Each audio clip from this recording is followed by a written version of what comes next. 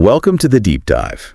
Today, we're digging into something pretty fascinating. We are. It's a look at a very high-level English speaker who's practicing for the IELTS exam. Right, and not just the practice itself, but the really detailed feedback they got from an expert afterwards. And it's about more than just passing a test.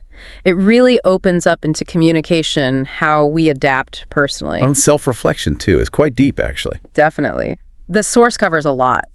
I mean, from their everyday life, how they feel about tech. To some really big personal challenges, like moving to a new country, adapting to different cultures, stuff like that. And that expert feedback running through it all, it's like a lens, isn't it? It shows us common communication habits, things we do well, maybe things we don't even notice. Yeah, exactly. So our mission here is to unpack all of that, pull out the most useful bits so you feel really clued in on how these ideas, language, adaptation, communication, all kind of link together. Okay, let's get started. So let's begin with the speaker's world, sort of the everyday things they talked about first, like belongings. Yes, they had a clear preference there.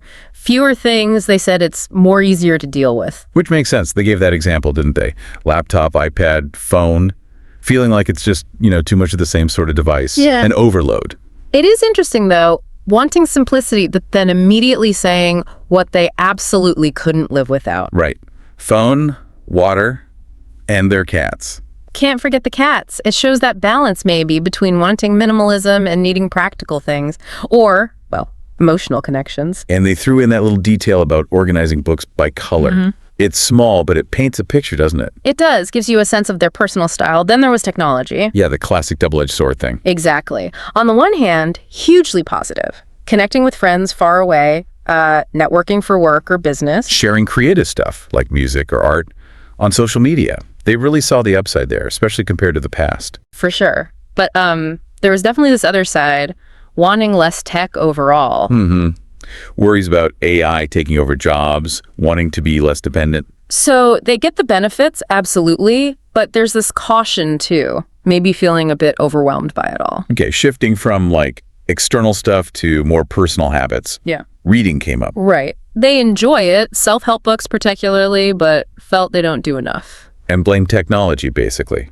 Saying it eats into reading time compared to when they were a kid. That's so relatable for so many people now, isn't it? That constant pull of the screen. Totally. It links right back to that tech thing. Helpful, but also a distraction. Then outdoor activities. Yeah, they listed quite a few things they like. Running, yoga in the morning. By the beach. Sounded nice. Definitely. Group classes too. Swimming, just being near the ocean. Yeah. But then the reality check. The weather. Hot and humid where they are, so they don't actually get outside as much as they'd like. And what about how they like being outdoors? That was specific. Oh, yeah. Preferring to be alone for space. Connecting with themselves, getting away from people because... What was that great phrase? Their social battery dies very quickly. Loved that. Me too. So honest.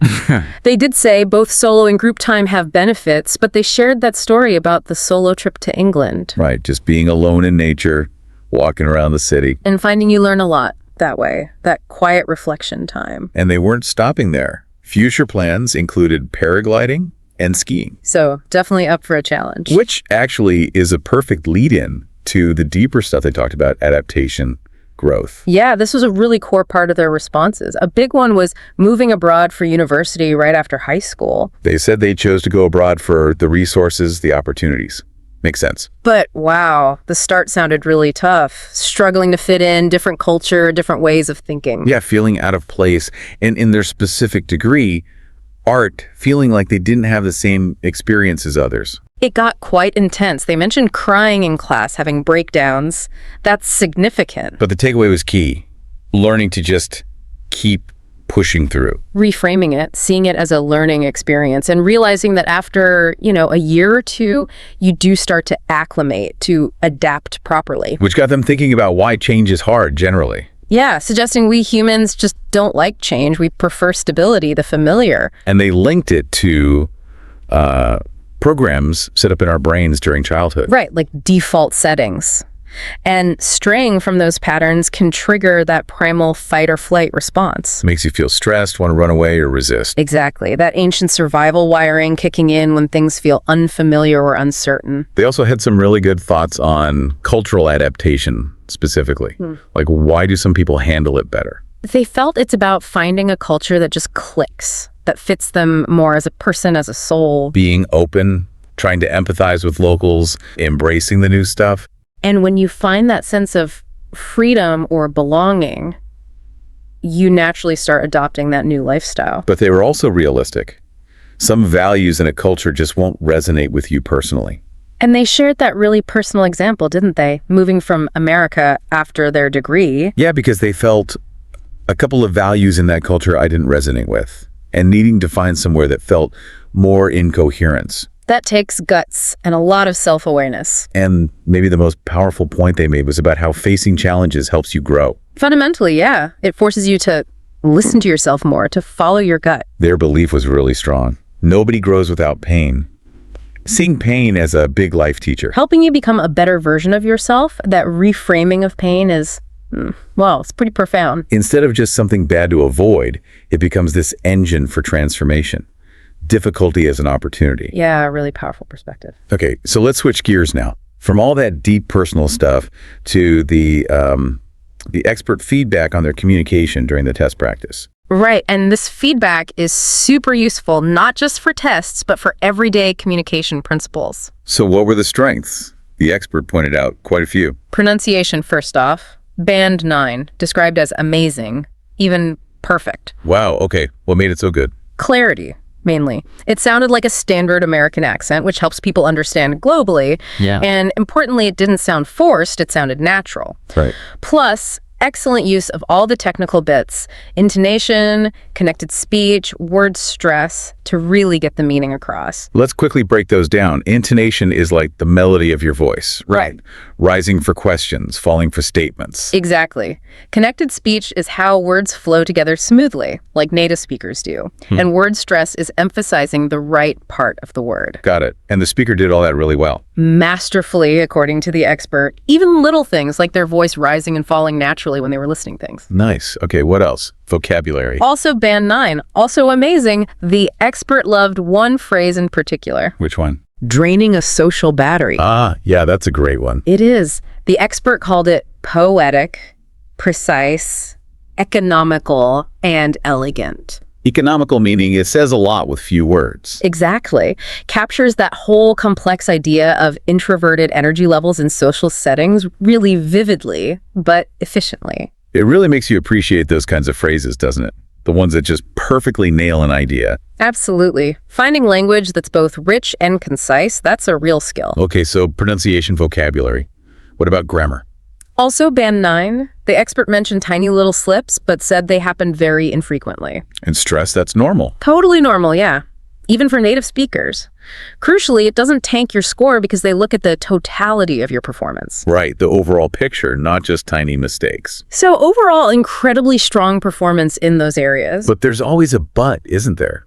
One area was flagged for improvement. Fluency. Still good, but called the weakest area, and the reasons why are actually really insightful for anyone wanting to speak more smoothly. Okay, what were the reasons? First one, nerves, especially at the start, leading to those audible pauses or fillers like like kinda. Pretty common, I guess. Very common, especially under pressure, but reducing them obviously helps the flow. Makes sense. What else? Second, a tendency towards overthinking. Trying too hard to find the absolute best idea rather than one that's just easy to talk about. Getting stuck in your head. Exactly. The expert said the cogs in your brain were working overtime, which naturally slows down speech. The key reminder, it's a speaking test, not an ideas test. Good point. Focus on the language, not intellectual perfection.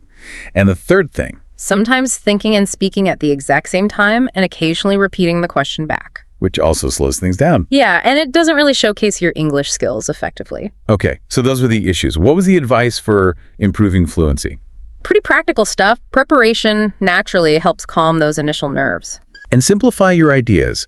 Pick topics or angles you're comfortable with, things that are just easier to discuss. And a great tip, give yourself a second to think before you start speaking. Instead of repeating the question. Right. Use a little phrase like, that's an interesting question. Or, let me think about that for a moment. Buys you time without sounding hesitant. Clever. What else? Use more examples. This is a big one. Why examples? Because they're often easier to talk about, they're concrete, usually personal, plus they really help the listener or the examiner understand your point. They're a key communications tool. Like the speaker's own examples crying in college, the American values thing.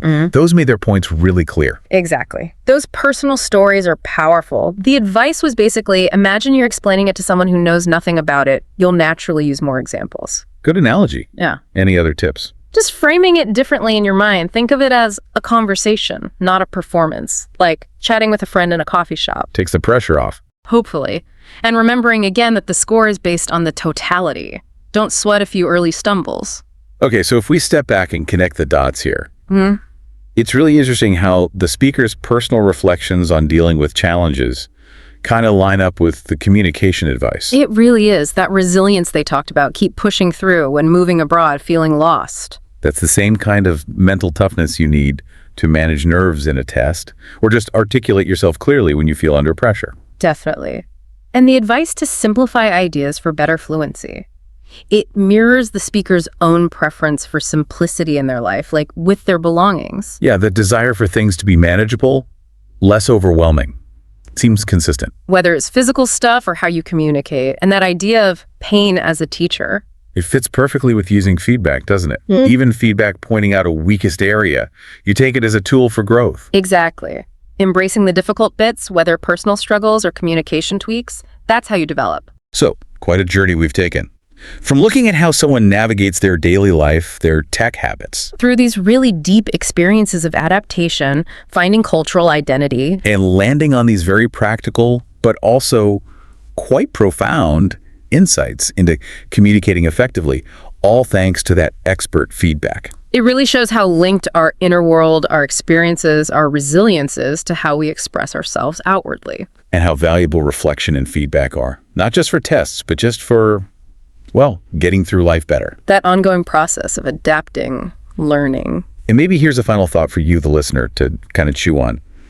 Thinking about the speaker adapting themselves to new situations and the expert advising adapting communication for clarity. How does changing yourself internally affect how you talk and connect? And turning it around could consciously working on how you communicate actually help you navigate those big life changes and challenges more effectively. Something to mull over. Thank you for joining us for this deep dive. We'll be back soon with another one.